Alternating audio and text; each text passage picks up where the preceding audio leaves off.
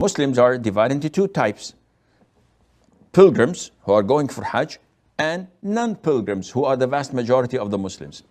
Those non-pilgrims, it is highly recommended, sunnah mu'akkada, for them to sacrifice and to slaughter a udhiyah, a ram, or 1/7 of a cow, or 1/7 of a camel. So 7 can share in a cow, 7 people can share in a camel, and 1 person can sacrifice 1 sheep, 1 goat, 1 ram. Amina is asking about this ram I'm going to sacrifice. Is it permissible for me to include others in it? The answer is yes, providing those others are among the living who live under your roof. So if I have a big family and I have my children and I have my grandchildren, they all live under my roof, they all eat from the kitchen in the house, which I provide them food, or they may contribute, but it's the same kitchen that cooks the food for all. In this case, 1 sacrifice, 1 sheep, or 1/7 of a cow, or 1/7 of a camel, suffices for the whole entire family who live under my roof. As for the dead, I also am entitled to include the dead. So I include in my same ram the living under my roof and those who have died, such as my father, my mother, my grandparents, my uncle, my cousins. Now, when do I have such an intention? Is it when I buy the ram from the souk, from the market, or when the actual slaughtering is done?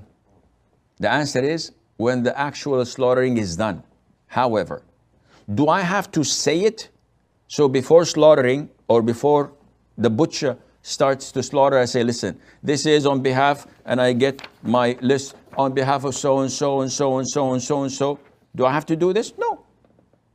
Is it a sunnah? Some scholars say yes, because the Prophet used to say, this is on behalf of my family and the ummah of Muhammad. So uttering it is just a sunnah. It has nothing to do with the validity of your sacrifice. It has nothing to do with your intention. So what counts is my intention. So if I just go to the butcher and I say, listen, this is my sacrifice, slaughter it for me. And I don't tell him on who is it. This is sufficient. I don't tell him on who it is. This is sufficient. All what I need to know is that I personally know who is it intended for. And this would suffice, inshallah.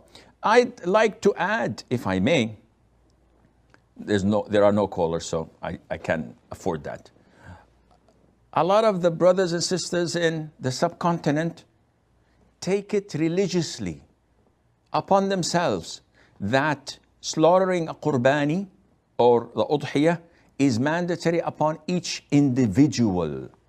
So you see a household with 10 people living under the same roof, under their father's roof, and they insist on slaughtering 10 sheep every single year.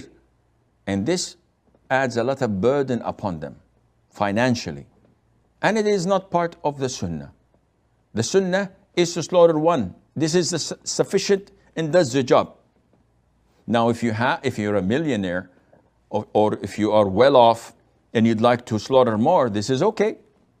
No problem, but to believe that it is an obligation upon Aisha and Fatima and Khadija and Asma and about Muhammad and Abdullah, all the offsprings and the siblings living in the same house. No, this is not mandatory, and there is no such thing as a sin if none of them slaughters except the father of the house.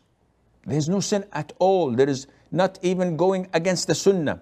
It's totally legit. So people could utilize the money elsewhere.